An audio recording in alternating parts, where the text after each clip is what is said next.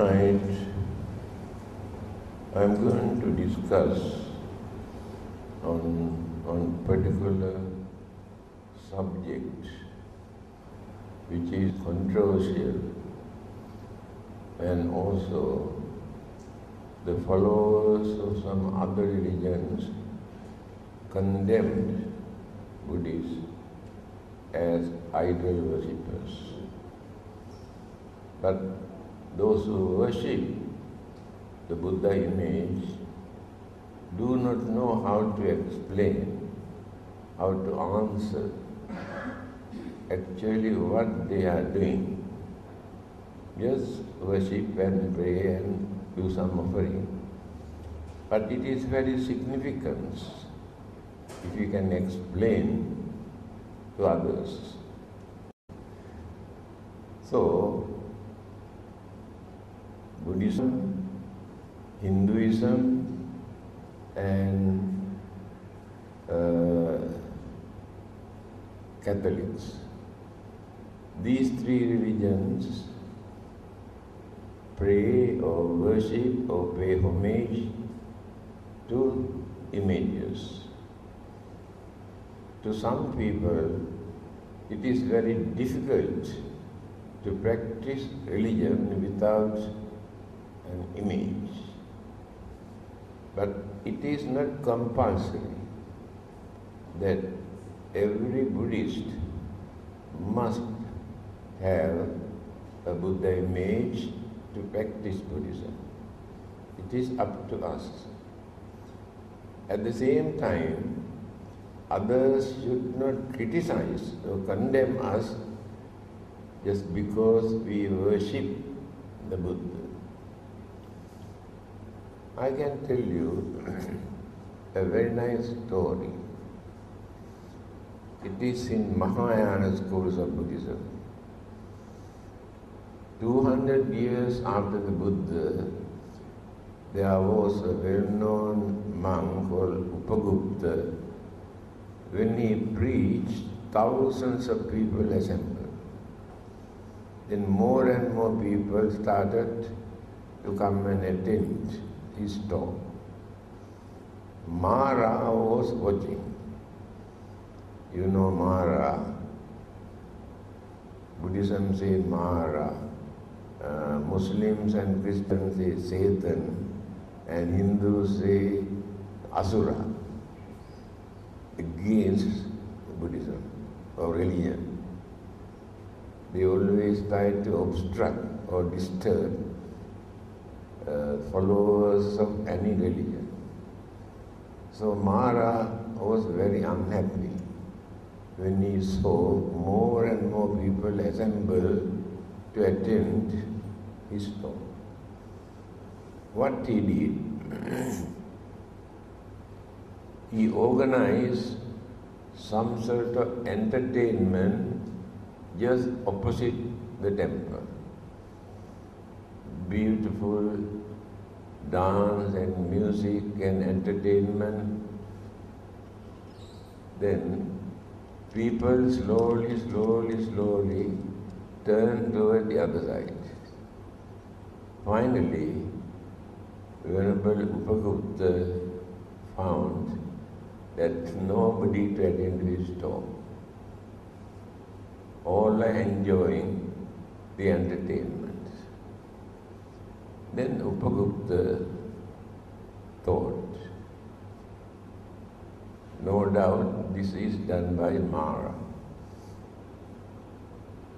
Although he has disturbed the Buddha did not teach him a good lesson. But I am going to teach him a good lesson. Then he also went there. After watching, enjoying, he said, we really appreciate your entertainment. So in appreciation of your formation, I want to put a garland. So he was very proud. So Venerable Upagupta put a garland on his neck.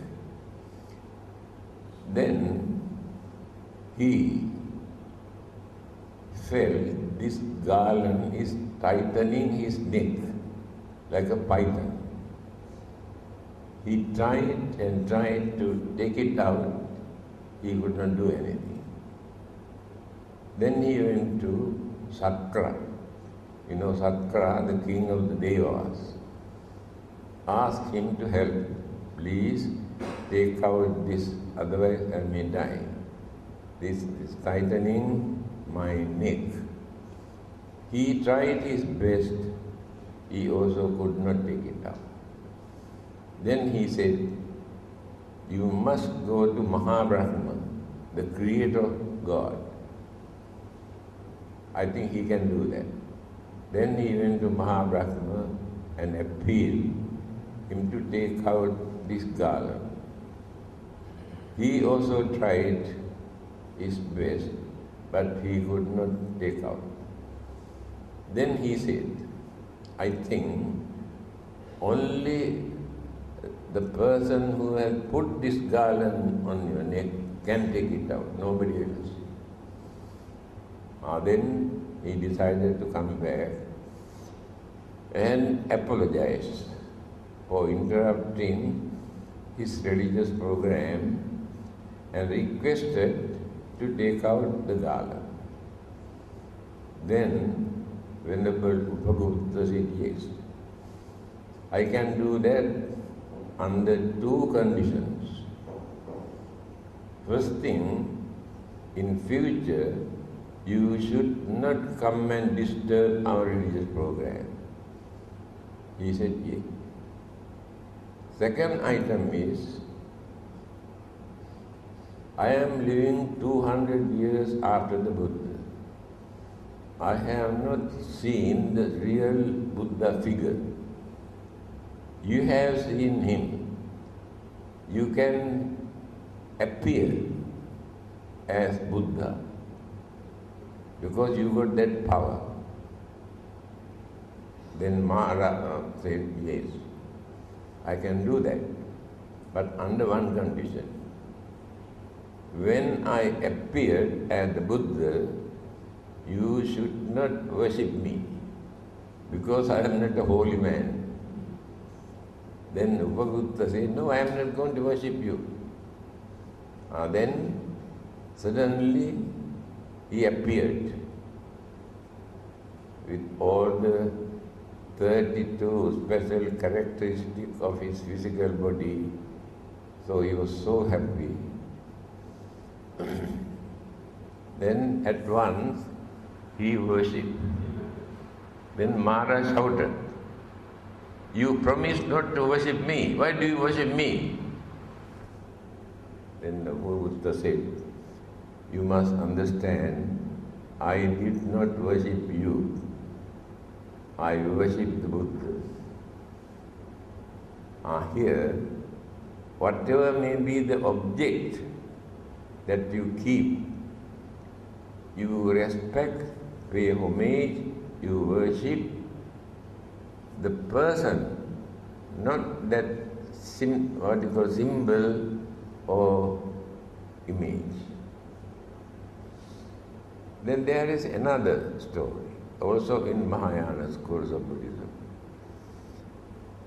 When the Buddha was away for 3 months, all the disciples every day come and grumble and cry and worry, saying that why they cannot see the Buddha. Venerable Sariputta, his chief disciple, went to see the Buddha. Said, devotees are grumbling, crying that they want to see the Buddha. What can I do? Then the Buddha said, I cannot come back until I finish my preaching here. You can go back and ask the king to erect a Buddha image with all the features of the Buddha. He come back and approached the king.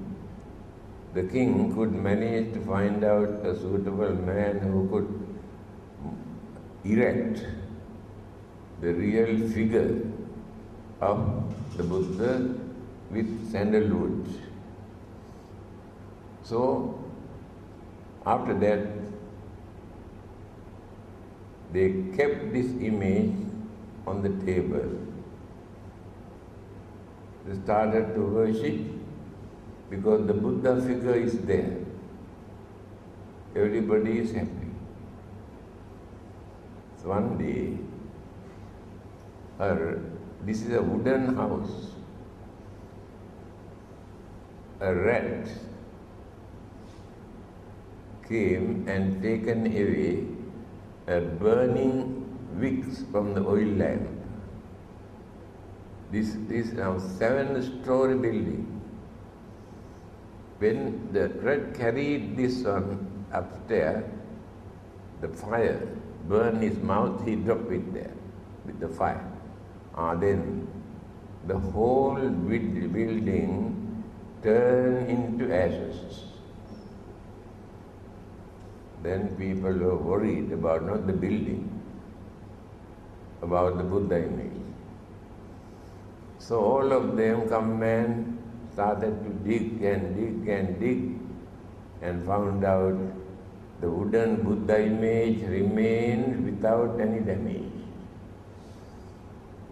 Then they had more devotions and confidence and again kept the image on the table. When the Buddha has completed his preaching, he come back. When the Buddha entered into that building, the image got down and went to meet the Buddha. Then the Buddha said to this image, "No, you must go back. You must stay here to represent when I am gone."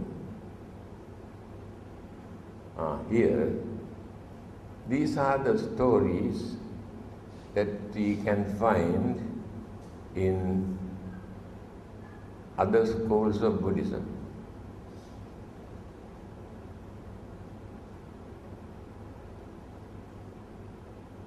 Images are not available for 500 years after the Buddha. They have never had any Buddha image for 500 years after the Buddha, according to history. During the Greek occupation, they have influence for them to erect the images and religious symbols and all sort of. Then started to erect the Buddha image. That is historical. However, what is there for us to learn? You must understand, the Buddha was not very particular about the physical body. I think you have heard that incident. One of his disciples called Vakkali, every day he come and sit down in front of the Buddha and watching. And one day the Buddha asked Vakkali, "What are you doing here?" "Just like watching television." Then he said, "When I look at your features, your complexion, your serenity, it gives me a lot of happiness." Then what the Buddha said? "Kinte vakkal imina putikayena duggandhena sarirena." Vakkali, by watching this dirty, filthy, smelly and very uncertain impermanent physical body, what do you gain? You entertain only your emotion. You never gain any knowledge about the Buddha or his teaching. Then the Buddha said, Yo dhammang passati, so mang passati. One who sees or one who can understand the Dhamma taught by the Buddha, in this Dharma, you can see the real Buddha figure, not by watching the physical body. Here, you can understand Buddha was not interested erecting any images and admiring the beauty of the physical body. You must enrich your knowledge, your understanding of the Dhamma. Then you can see the real Buddha in your mind. Because according to Mahayana Buddhism, there are 3 bodies of the Buddha. Dharmakaya, Sambhogakaya, Nirmanakaya. Nirmanakaya, the body that he used for eating, drinking, sleeping, walking, as usual human being. That is one of the bodies of the Buddha. Sambhogakaya, kaya means body. The body that he used for preaching, talking, advising, guiding people. But after his passing away, these 2 Buddha bodies disappeared. Sambhogakaya, Nirmanakaya. But Dharma body of the Buddha never died, never disappeared. Dharma body remains forever. That means Buddha is not dead. People cannot understand this. Buddha is not his name. For his enlightenment, we call him Buddha. One of his discourses, he has mentioned, whether the Buddhas appear or not, Dharma exists forever in this world. Dharma is not created by the Buddha. Dharma exists. When the Buddhas appear, they reveal, they explain, they teach others, because people have forgotten or misinterpreted or misused, blindfolded in the name of Dharma. People have misconception. So when the Buddhas appear from time to time, he introduced the real Dharma again.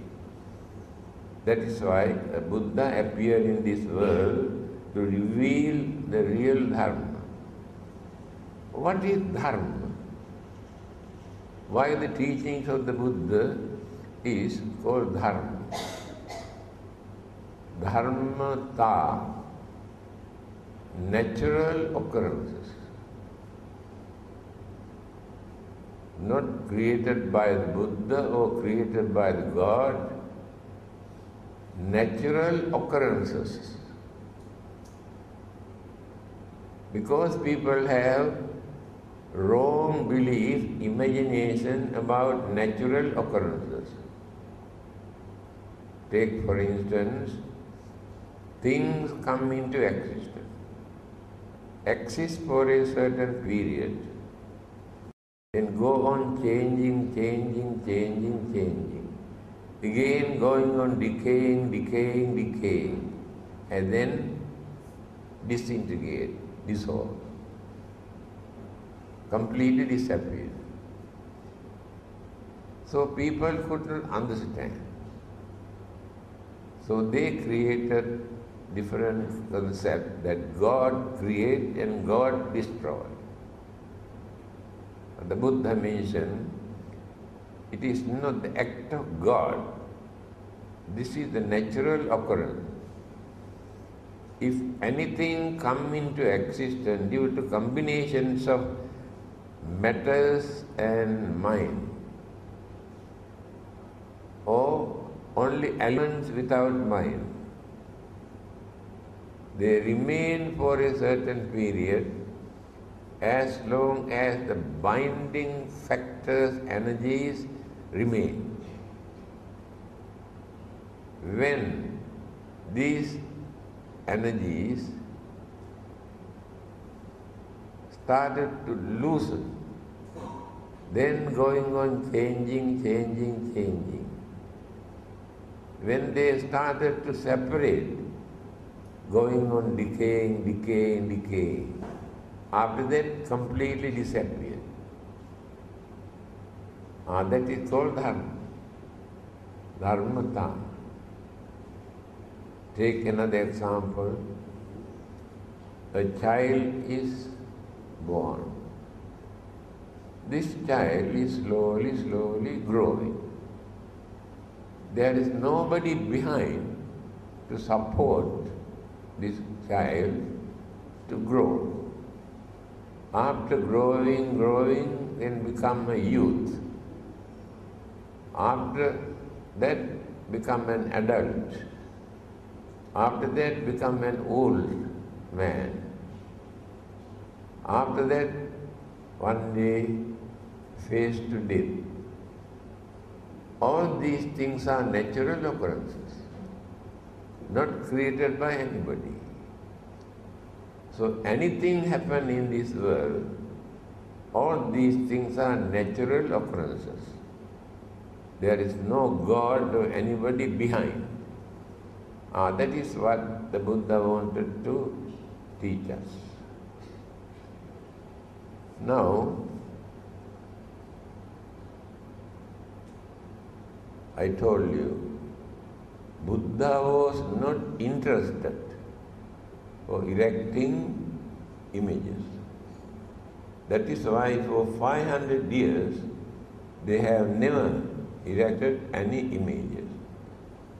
But I told you, during the Greek occupation, they started to erect the Buddha figure, and then started to develop all over the world Buddha images. Some people depend on the Buddha image. Without Buddha image, they cannot practice Buddhism. But some others can practice Buddhism without depending any image, because they can create the Buddha in their mind. Mr. Nehru, Prime Minister of India, long ago, when he was arrested for fighting to gain independence, British government arrested him. When he was in the jail, he had the small Buddha image in his bag. Although he was not a Buddhist, he had been keeping this Buddha image in his bag. So what he did, he take out the image and keep on the table and watch the face of the Buddha, smiling face. Then he started to think, in spite of all these troubles and problems and difficulties and calamities, if Buddha Buddha can maintain smiling face, why not we follow him? Why not we face all these problems without grumbling, accusing, blaming, crying and worrying? That he followed the Buddha. To him, the Buddha image was very important at that time. I met an American lady. One day he came here. She opened her bag and took out a small Buddha image.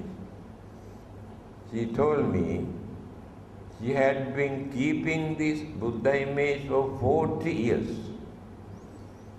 But she was not a Buddhist. But he said, I strongly believe this Buddha image can protect me. So she gained confidence by depending on this Buddha image. A Chinese philosopher one day visited the museum in London.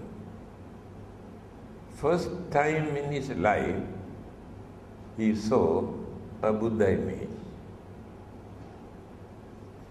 By watching this image, he said, if God has come down to this earth, this is the figure of God. He has never learned anything about the Buddha, but watching the figure of the Buddha, he had such a great, understanding and image influence his mind to say like this, although he was not a Buddhist. Another scholar has written a book. He has written there, actually, if you want to know what the Buddha taught, not necessary to read any book. You go and look at the Buddha's face. He mentioned one particular place. You must go and look at and watch that particular Buddha image. Then you can understand everything. His face indicates everything what he preached. During the Second World War, in Burma, they found a small Buddha image. British soldiers. They sent this image to Winston Churchill, the Prime Minister of England at that time, with a note. You better keep this image on your table. Whenever you have worries, fear, disappointment, look at the face of this image.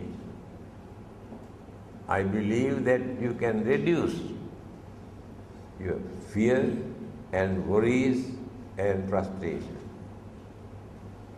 They were not Buddhists. Here you can understand how the Buddha image influenced even non-Buddhists.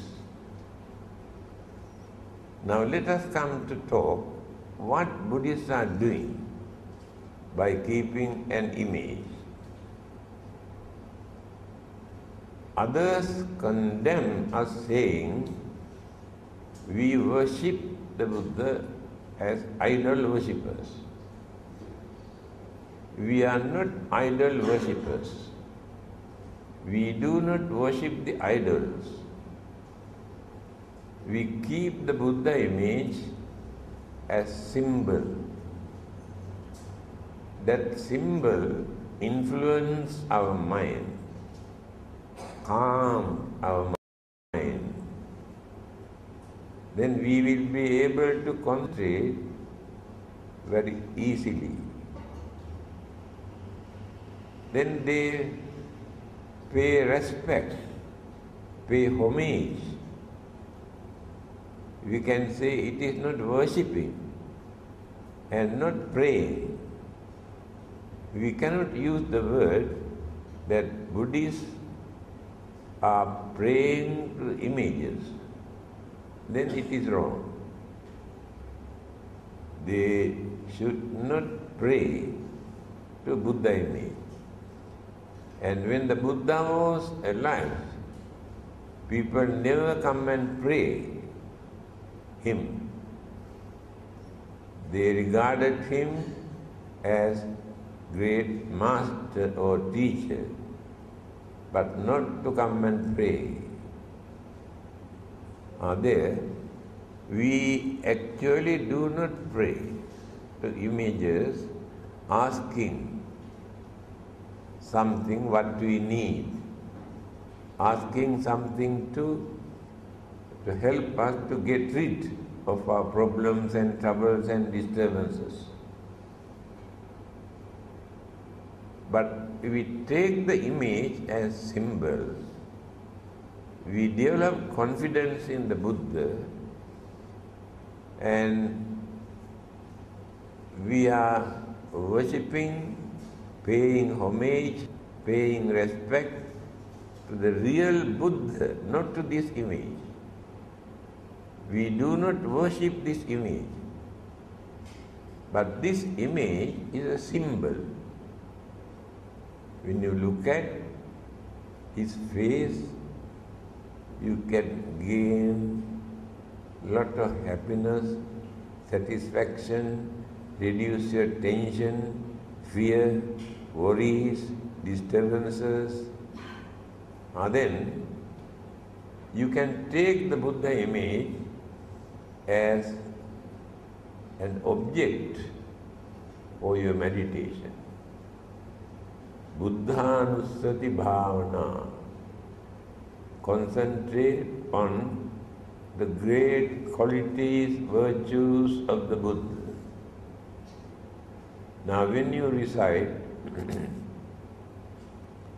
Itipiso Bhagava Arahang Samma Sambuddho Vijjacharana Sampanno Sugatto Lokavidu Anuttaro Purisa Dhamma Sarathi Sattha Deva Manussana. 9 virtues, characteristic of the Buddha mentioned here. So by mentioning the great virtues and the qualities of the Buddha, we pay homage, pay respect. It is not praying. That is what others could not understand. So Buddhists do not pray to any image. They pay respect and take as an object for them to concentrate, for them to meditate, and to remember the great qualities, virtues of the Buddha. It is Buddhanusati bhavana. Concentrate on the Buddha. That is what Buddhists are doing. So many others who could not understand this, they say we are idol worshippers, and we do not know how to explain to others. I know one of our members who had been keeping a Buddha image in his house for 45 years. One day, a Christian mission entered into his house. Straight away told him, "You are worshipping to a dead man. Buddha is not a god, he is a man, he is dead. What can he do for you? Why do you want to keep this? Why do you want to worship this?" He came and told me, "Actually, I do not know what to say. This is the problem with our Buddhists. They worship, they offer, but they do not know actually what they are doing. When they say, Buddha is not a god, he is a man. If you try to prove that the Buddha is God, we are wrong. We reduce the real great qualities, virtues, wisdom of the Buddha if we try to introduce the Buddha as a God. You do not know that. Why? A God cannot become a Buddha. Any divine beings cannot become the Buddha. Only human beings. Why? We are called Manushya. Mana Ussannata. One who can raise, develop, cultivate the mind up to the maximum level. That living being is called Manushya, human. You cannot find another living being among the 31 group of living beings in this universe that can compare with the human mind. Human beings have thinking mind. Others have mind. They use their mind to find out their food and protection and shelter and sexual pleasure. Only for this purpose. They do not know what to think beyond that. Let us take Devas and Brahmas, divine beings. We worship them, thinking they are very powerful and they can help us, support us. We worship them. But you do not know even the king of the Deva, the Sakra, worship the human being. We do not know that. So one day, he was worshipping to one direction. Then his attendant, Matali, said, "You are the king of this heaven. To whom are you worshipping?" Then he said, it is written in Pali language what he has said.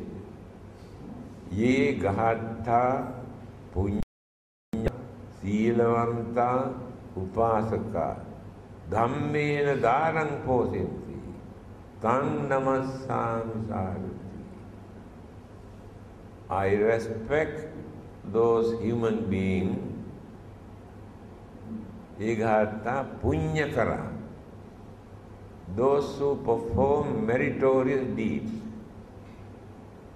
Meritorious deed means doing some good work with good intention. That is called merit. Helping others, supporting others, and release others' sufferings and problems and sicknesses and whatever we can. Again, supporting the religious activities to influence the people for them to follow religious way of life. These are called meritorious deeds. I respect those who perform meritorious deeds. Punyakara. Silavanta. I respect those who observe precepts. You observe 5 precepts, 8 precepts, 10 precepts, and there are more. I respect those who observe precept. Why? They never do any harm to any living being. They never bluff or cheat or swindle others think. They allow others to live peacefully.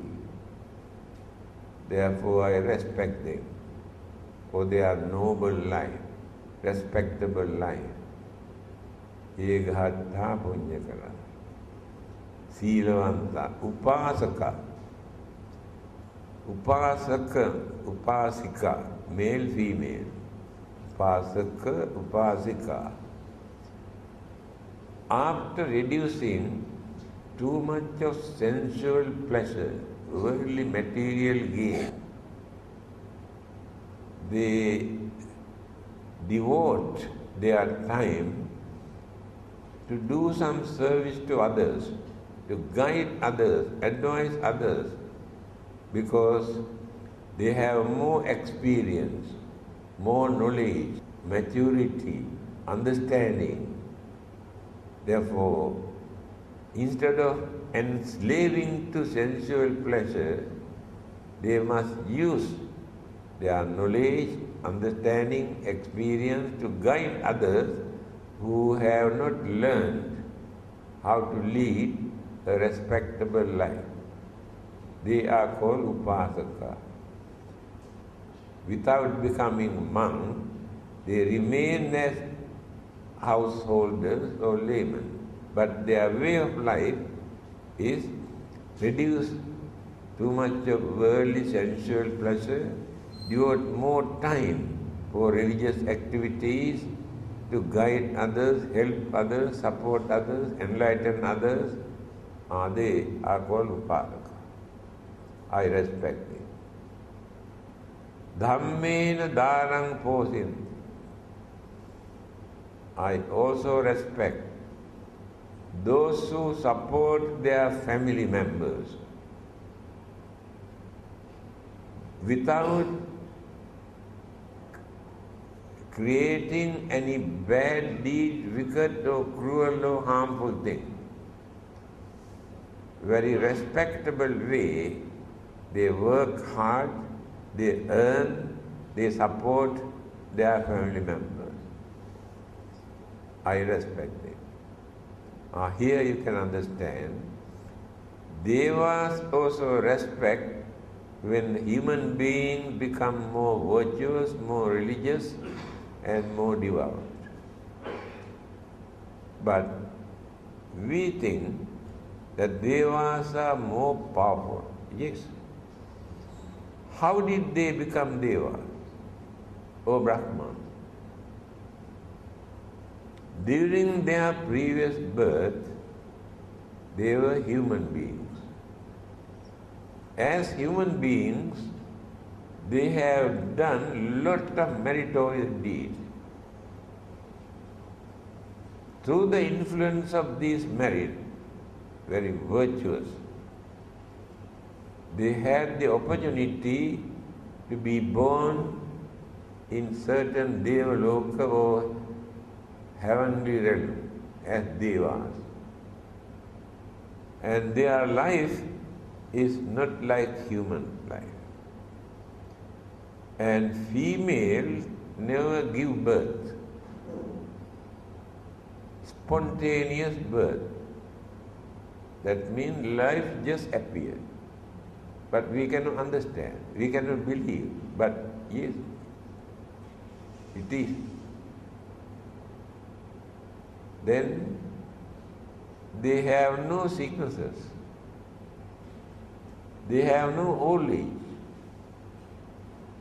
They exist, they enjoy their life up to maximum level. Then one day suddenly disappear. So their life is just like a flame of a candle. As long as wicks and wax remain, the flame also exists. When no more wax, no more wicks, that flame disappears. Same thing happened to those Devas. Then what will happen to them after that? That is the most important thing. while enjoying their life up to the maximum level, they never form any religious practices. They have no particular religion. Whole life is for enjoyment and pleasurable things. Human beings are more fortunate, the Buddha says. Why? While living as humans, we can understand we are here in this world. We enjoy our life just because we have done some meritorious deeds during our previous birth. We are spending all the good merit that we have accumulated. What will happen to us if we die simply by spending all the merit that we have accumulated? By knowing this, they try to prepare for the next existence. There is no another living being who can do that, because they have no idea of another existence. This is the most advanced level of human life. Now, especially as Buddhists, we believe this is not the first and the last life. Continuity is there. So if birth and death and birth and death, it is natural, not created by anybody. Some people say, oh, we don't believe in rebirth. Not necessary to believe. It is natural. Just because they don't believe, can they stop rebirth? Never. It is not created by God or God, Buddha. It is natural. So, use our common sense. How Buddha explained. A group of young people approached the Buddha and said, at the moment we have no proper religion. There are many religions, they talk that their religion is better than other religion. Therefore we cannot decide which religions to accept. Can you please advise us? Then the Buddha has given 10 guidance for them to consider how to choose a religion. And some of them, you should not believe anything just because others come and tell you. Don't depend on them to understand religion. You should not believe this is our tradition, this is our way of life, therefore we must practice this, we must follow this. No, there is no religion for you to accept like that. If not, you should not think the majority here in this country or in this world follow this religion. Therefore, we also must follow that religion. According to the Buddha, majority here in this world are not understanding people. Only very few people are there who can understand things properly, the Buddha says. Therefore, they follow their religion, thinking they are right, others are wrong. But don't follow them. Again, it may appeal to your mind. Or you think this is very nice. You should not accept a religion, thinking in that way. These are the few advices given by the Buddha how to choose a religion. Then he said, when you do something, if you are not going to harm others or harm yourself, then accept this as religion. You can enjoy yourself by harming, disturbing others.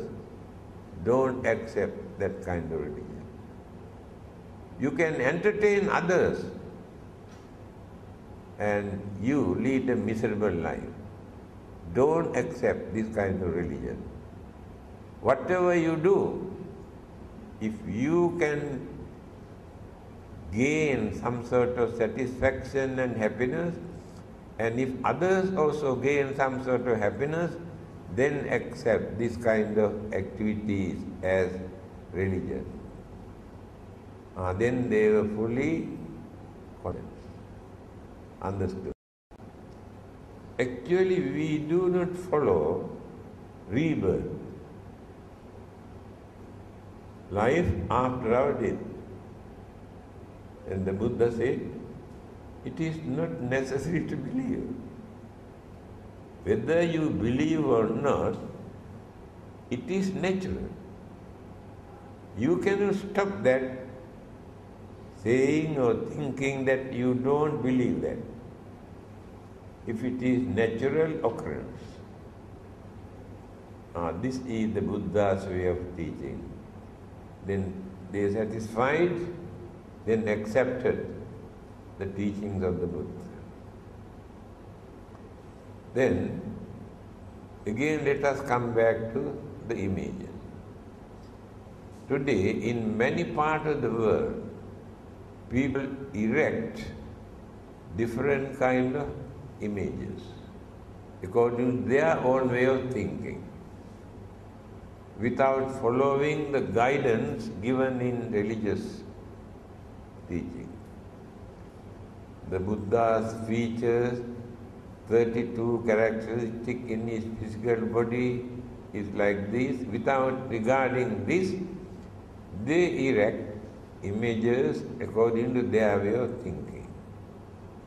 You know, in many places you can see belly Buddhas. That is their imagination, that is prosperity, satisfaction. They indicate in that way. In certain places, they erect 4-faced Buddhas and they worship. Especially ladies like that. Why? This Buddha can see where their husband goes. You got face here, face here, face here, face here. He can see properly. Therefore, they worship more to this kind of Buddhas. This is our imagination. Now people started to erect image of Maitreya Buddha. He did not become the Buddha yet. He remained as a Bodhisattva in any part of the world. He is cultivating, developing all the great qualities, virtues, then attain the Buddha. But in many countries, they started to erect the image of Maitreya Buddha. How can they erect the Maitreya Buddha?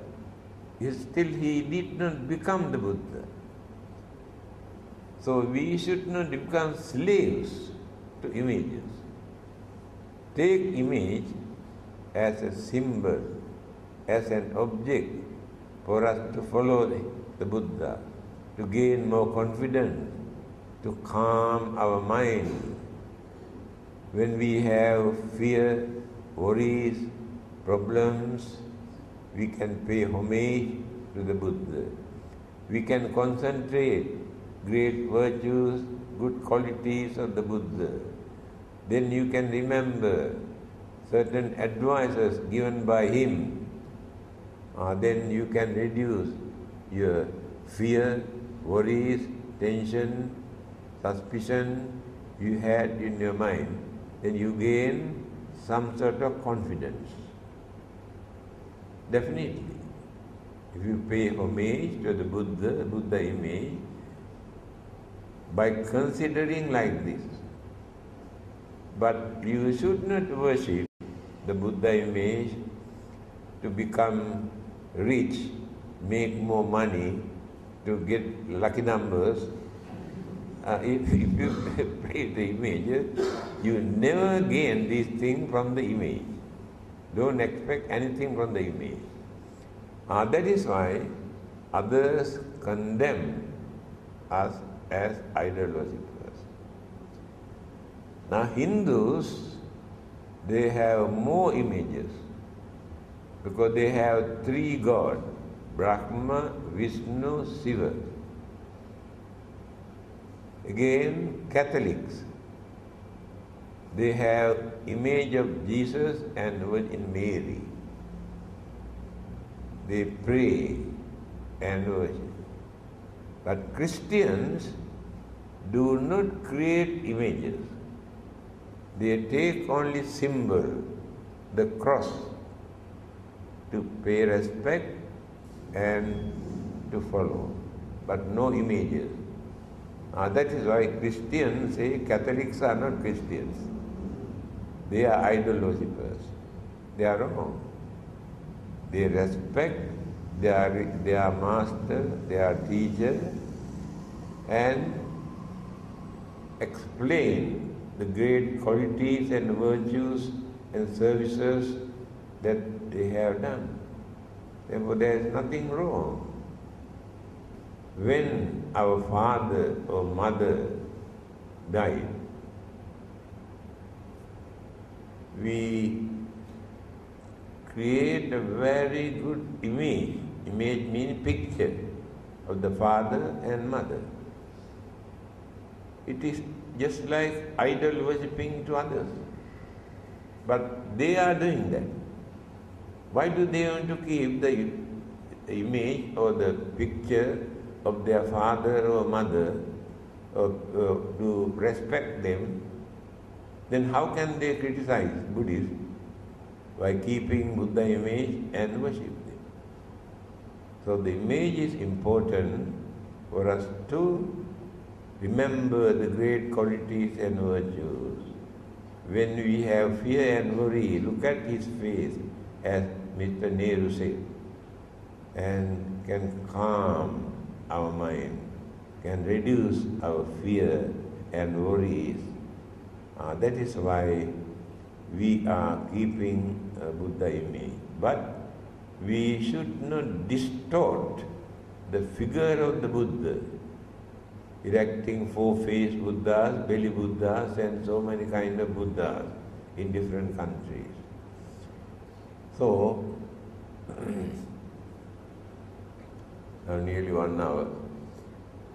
I think you can understand what you are doing. If you have not understood, now you can understand why we should pay homage, pay respect, worship the Buddha. We do not worship this image. We worship the Buddha. When you look at the image, you can record the Buddha into your mind. Then you worship the Buddha. That is what others could not understand. That is why they say we are idol worshippers. When we invite some of our Muslim friends to attend some meetings here in the temple, you know what they say? If there is any image, we don't want to go there. They don't like to see the images of religious people or saints or any other images. There is no reason for them to go against them. And Sikhism, Sikh Punjabis, they also do not have any image. They have their holy book, Guru Grantha. Guru Grantha, Grantha means book. They worship and pray to this book. Again, there is another schools of Buddhism, Japanese, Nichiren. They also have no any image. They do not worship the Buddha image. They have one particular book, one sutra uttered by the Buddha, and keep this book as an altar and worship and recite and pray. They are against the keeping the images. Then Judaism, Jews, the origin of Christianity and Islam, and they also have no any images. Hindus have so many, and Buddhists have only Buddha image, and Christians have two, Jesus and Virgin Mary. Therefore, we pay respect, we pay homage in appreciations of their services they have rendered. This symbol remind us, recall the person, the Buddha or God into their mind. Therefore, that allegation that we are idol worshippers and we are sinful and we cannot go to heaven if we worship the idols, they are wrong.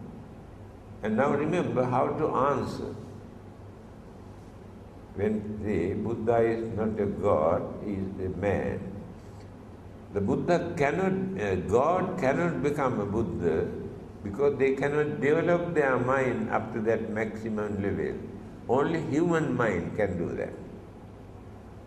Step by step, when somebody asks, having seen the Buddha, he has never seen such a serene figure in his life.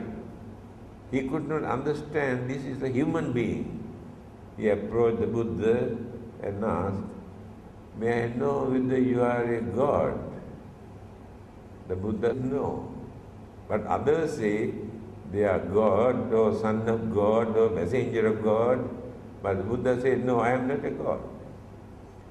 Then he asked, "There are any other form of supernatural living being?" The Buddha says, "No, I am very natural." Then he asked, "In that case, are you an ordinary human being?" Buddha says, "No." Now confusing in his mind who this person is. Neither God, nor an angel, nor a human being. Then he asked, "Then who are you?" The answer given by the Buddha, his self-introduction is very important. Many people do not know. If others come and ask, "You worship, you follow the Buddha, can you tell me actually who the Buddha is?" Very few people can explain who the real Buddha. The self-introduction given by the Buddha is really wonderful, very clear. He says, "Abhinyayam abhinyatam." I understood everything that exists in this world. How did he do that? Life after life, he went on developing his knowledge, his mind, his wisdom, understanding. Therefore, he realized everything that exists. Bhave tabbancha bhavita. I have practiced all the great qualities, virtues, principles, morals in this world at the maximum level, life after life. Then pahatabbang pahinang me. I have eradicated all the evil, wicked, cruel, harmful, immoral thoughts, words and action. Tasma buddhosmi brahmana. Therefore, I am the Buddha. I am not a God or angel or ordinary human being.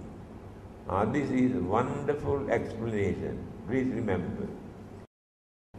one who has understood everything, developing his mind life after life, not within one lifetime. One who has cultivated all the great qualities, virtues, principles, things. And one who has eradicated, completely destroyed all the wicked thoughts, ideas and actions and words, and then that person becomes the Buddha. We worship to that Buddha. Then no one can say you are worshipping to a man or dead man. And explained by Mahayana schools of Buddhism, the Buddha, 3 bodies of the Buddha, the other 2 disappear after his passing away. But the Dharma body of the Dharma, exists forever. Therefore no one can say Buddha is dead. Buddha cannot die. That physical body he had, that he used, disappeared. But the Buddha appeared. Buddha is not the figure. See, must understand this. Buddha is living. Buddha means one who understood the Dharma, who preached the Dhamma, and the Buddha says Dharma exists forever, whether the Buddhas appear or not. This is the way how to understand. When others come and condemn you and ask to stop worshipping to a dead man, why not to worship our God to go to heaven? By worshipping to this man you cannot go to heaven. Then you can say, actually we don't want to go to your heaven, that is for you, not for us. Why should we go to your heaven? As Buddhists, we have 6 kinds of heaven, but you have only one. We can choose which heaven is best for us, but you cannot do that. But you do know how to tell. Chatum Maharaja Tavasdinda Yama Tusita Dinmanati Paramita Vasavat. The name of those Brahma Deva realms, where Devas experience wonderful, happy, peaceful, enjoyable life. So we can go to one of those places. Why should we follow what you call pray to go to their heaven? You must understand how to answer when they come and talk to you.